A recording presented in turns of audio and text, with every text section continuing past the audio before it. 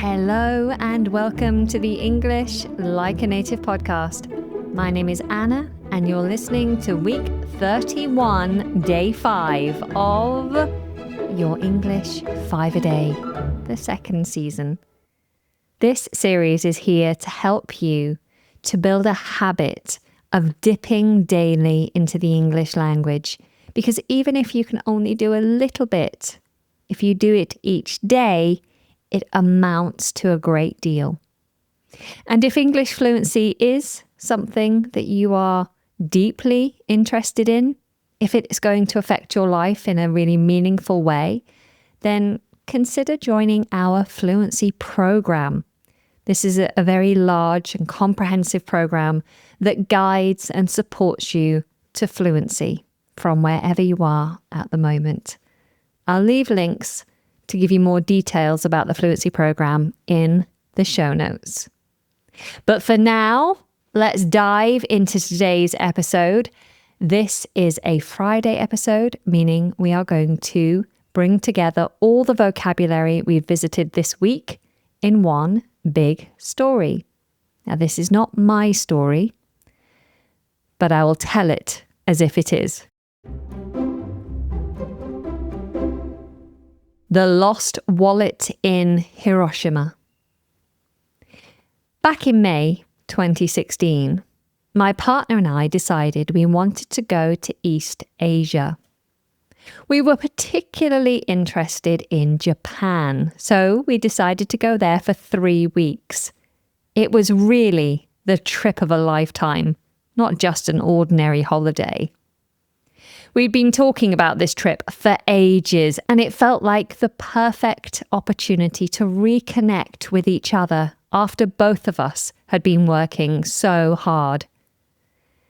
You may be wondering why we spent 3 whole weeks abroad. Well, for one thing, the flight is incredibly long. It's so far away that I felt we had to really spend a few weeks there to make the most of it. There's so much traveling involved that it seemed like a good idea to spend a long time there. Also, I must admit, I favor slow travel over rushing around.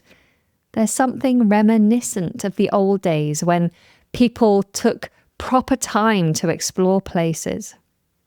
It's funny, we met quite a few Japanese people who just came and talked to us. Japanese people who spoke English were curious about why we were there and what we were doing. I remember this one man from Fukuoka.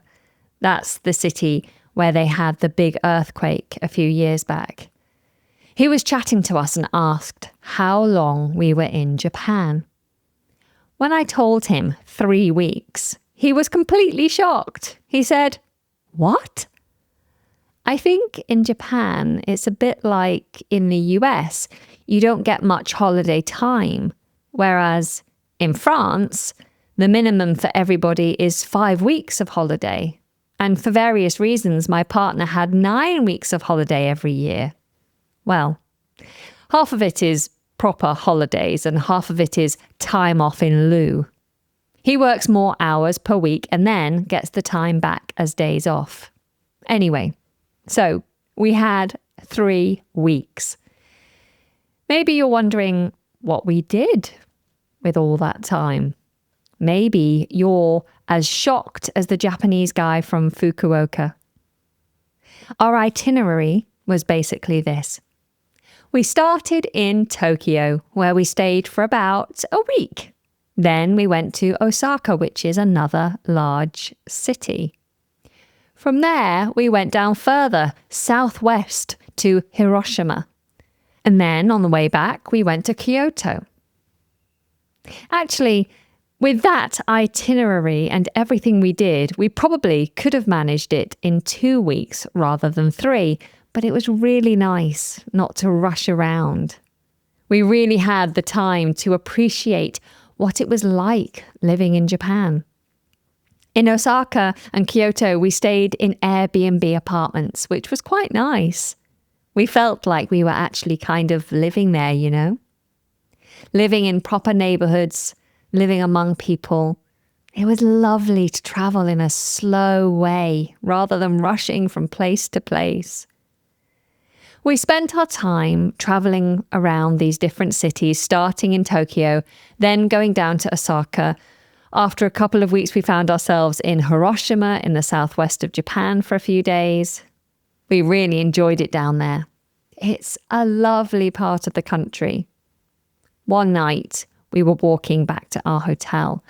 I think we must have been walking from the train station back to our hotel area, and lots of people were walking in the opposite direction. It must have been about 10 o'clock at night or something, and people had probably been out for the evening. Maybe they'd had something to eat, and now they were heading back to the station to go home. So we were just walking along, making our way back home in the dark, when we saw something fall out of a woman's rucksack. She was speeding off, walking quickly in the other direction. We looked at what had fallen, and it was a wallet with loads of money in it.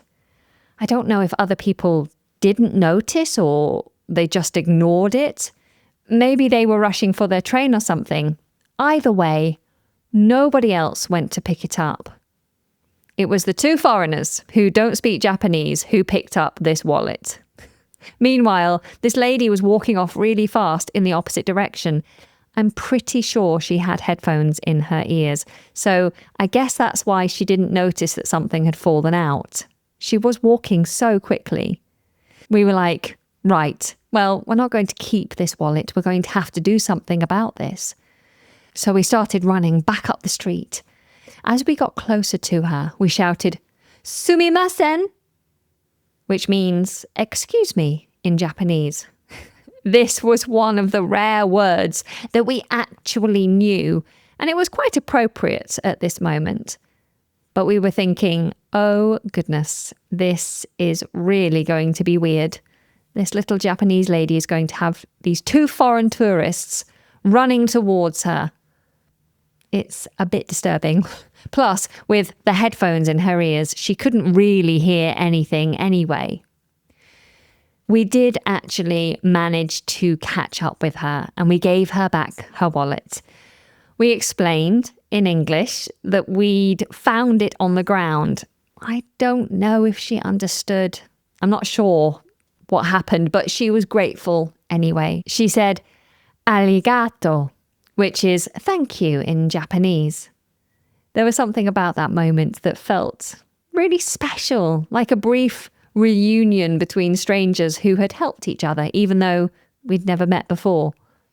So yeah, she was pleased about it, even though she hadn't actually noticed.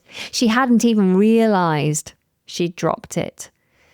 It would have been pretty awful for her, getting to the station or getting home and then discovering she had no money. We didn't get a reward. At one point, I thought she might give us a banknote out of the wallet, but she didn't, thankfully. We were just glad that we did the right thing. That was our reward, running down the street and then giving back the wallet. It was the right thing to do. So yeah, that was my wallet incident in Japan. It's one of those moments that's gone but not forgotten. We still talk about it years later. And that brings us to the end of the story, the end of today's episode, and the end of week 31. I do hope that you found it useful and enjoyable. Until next time, take very good care and goodbye.